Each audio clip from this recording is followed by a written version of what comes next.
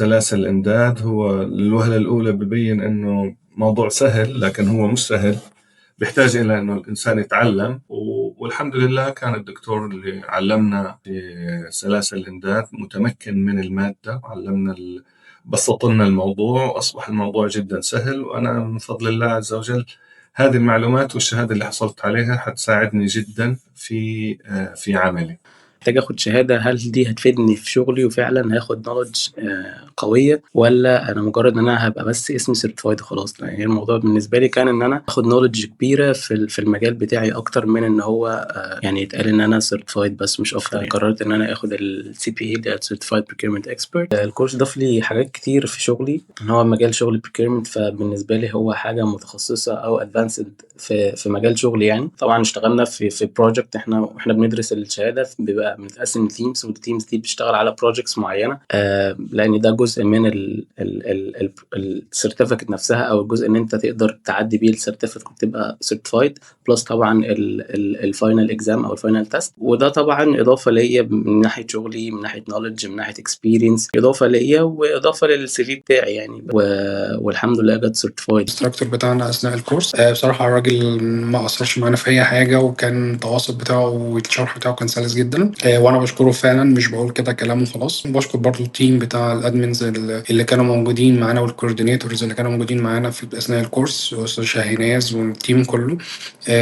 طبعا بيتعاملوا بطريقه بصراحه بروفيشنال جدا، من ناحيه التواصل، من ناحيه الدعم التكنيكال، او من ناحيه ان احنا لو محتاجين اي حاجه دايما كانوا بيردوا على طول. طبقت حاجات من اللي اتعلمتها في الكورس في الفترة الأخيرة دي، طبقتها في الشغل، والحمد لله كانت حاجة كويسة. يعني استفدت أنا والتيم بتاعي كمان، مش أنا بس. وطبعا دي حاجة كويسة إن الواحد يحط الشهادة في السي في بتاعه، وزي ما قلت لأن هي الشهادة هي في صميم الشغل بتاعنا، يعني كل ما يخص المشتريات والمناقصات والسبلاي تشين وطرق التقييم فكانت تجربة حلوة جدا، وخصوصا مع شركة تاسك. كان التراكتور اللي هم كانوا جايبينه كان حاجة كويسة جدا فعلا. يعني كان اختيار شركة تاسك اختيار موفق. يعني كانت أول شهادة أنا بدأتها معاهم كانت شهادة CICCM Certified International Commercial Contracts Manager، ودي أخدتها سنة 2015. وبصراحة يعني تجربتي معاها عززت علاقتي بتاسك جدا،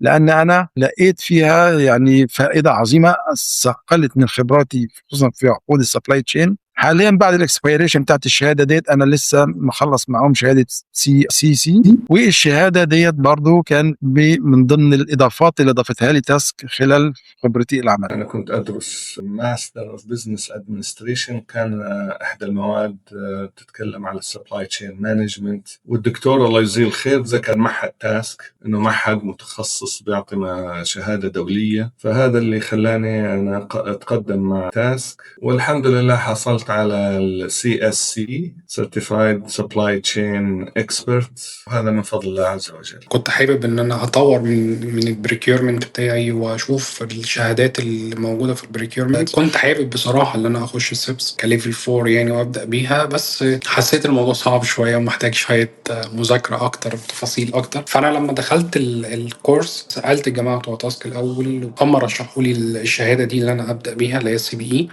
دخلت على الويب سايت بتاع المعهد بيدي شهاده، ولقيت الكلاينتس بتاعتها زي فايزر وارامكو وكلاينتس كبيره جدا، فحسيت فعلا ان الشهاده فعلا كويسه، وده اللي خلاني شجعني طبعا بخلاف ثقتي بتاسك، ان تاسك يعني من الاماكن المعروفه اللي بتدي شهادات. فده اللي خلاني ابقى مطمن ان الشهاده فعلا ليها فاليو كويسه، ان هي الماتيريال بتاعتها قويه، وان هي هتوصلني باللي انا المفروض محتاجه في الفتره دي. وفعلا انا اخدت الكورس.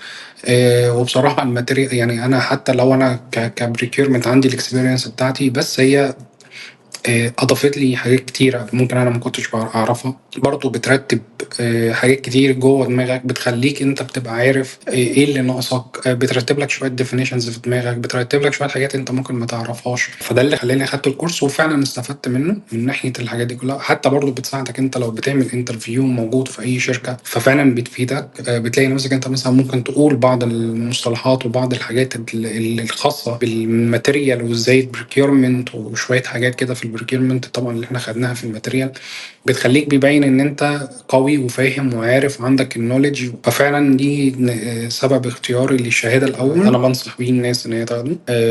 هيفيدهم جدا لو اي حد بيستارت بريكيرمنت او حتى داخل في مرحله المانجيريال والسينيور ليفل. بيقوي الموضوع جدا. بيعرفك حاجات كتير ممكن انت ما تعرفهاش. بيعلمك ازاي ان انت تشتغل بريكيرمنت. بيعلمك ازاي تعرف تشوف السبلايرز وازاي تعمل لهم ايفالويشن وازاي ترتب حاجات كتير وازاي اصلا تخش برضو ممكن في بعض البوينتس اللي احنا خدناها خاصه برضو باللوجيستيك وخاصه بالامور الفاينانس والتفاصيل دي كلها والكي بي ايز بتاعت السبلايرز.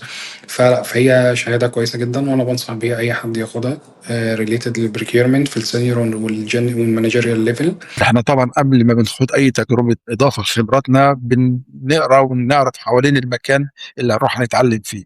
وبالفعل تاسك كان الريفيوز عنها وريكومنديشنز من الزملاء اهل التخصص كانت عظيمه، وهو ده اللي شجعني ان انا ابدا او ان انا اتواصل مع تاسك وابدا اخد وانال عن طريق الشهادات الدوليه اللي معايا. اي حد في مجال القانون او في المجال العقود بشكل عام يجب يكون عنده الالمام الكامل بالدوره او السيركل بتاعه السبلاي تشين، لان هي اعتقد كل دلوقتي الشركات بتعتمد في عقودها على توريداتها على السبلاي تشين.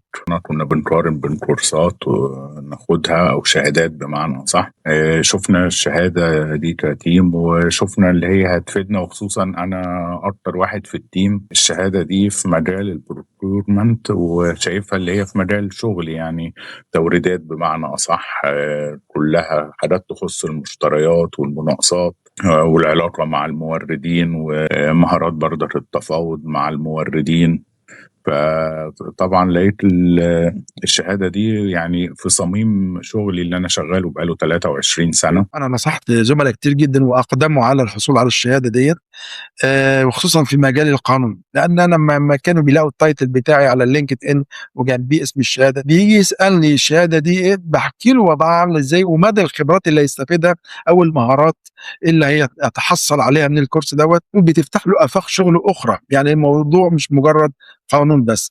واي حد متخصص في العقود انا بديله النصيحه دي ان لازم يكون عنده الالمام الكامل بالسيركل بتاعه السبلاي تشين او العقود الخاصه بالتوريد عموما. او فانا شايف ان التاسك فعلا والكورس اللي بناخده في تاسك بيخلي الشخص كواليفايد اوير بكل الديتيلز بتاعه العقود واجراءات السبلاي تشين. الكورس برضه فيه ميزه مهمه جدا عايز اقولها، التطبيق العملي اللي احنا فعلا الانستراكتور بيطبقه معانا، بيدينا امثله بنقدر نطبق من خلالها بحيث اما ندخل حتى للتيست عشان نحصل على الشهاده بيبقى الموضوع بالنسبه لنا بسيط جدا، واصبحت بالنسبه لنا جزء من مهاراتنا وكواليفايد ان احنا ايه تو باس يعني. وفعلا اي حد محتاج ياخد الشهاده انا برشح فعلا شركه تاسك من اللي انا شفته الصراحه. يعني تهيئه جو الكورس حلو جدا، كان في استجابه لكل طلباتنا. لو اي مشكله صغيره قابلتنا بتتحل على طول. معانا واحدة من التيم عندهم بتساعدنا على طول، بترد علينا على الواتساب على طول في أي حاجة في أي أسئلة. فعلا شركة تاسك يعني قدمت لنا خدمة مميزة جدا. يعني أحب أنصح لو في شباب مثلا في مجال procurement وحابب يكبر النولج بتاعته في الحتة بتاعت procurement from A to Z ويحسن الاكسبيرينس بتاعته، يعني الكوست مانجمنت، كوست اوبتمايزيشن، فيندر مانجمنت وكل ما هو يندرج تحت البروكيرمنت، أرشح له تاسك بقوة يعني، وخصيصا السي بي اي. أنا بنصح أي شخص حابب إنه يتخصص في المجال إنه يتقدم مع تاسك ويبدأ يطبق اللي بيدرسه أول بأول بحيث إنه ترسخ المعلومة تماما. ومع كثرة الممارسة للمعلومات والتطبيق العملي حيرسخ كل المعلومات اللي حصل عليها الطالب أو الدارس.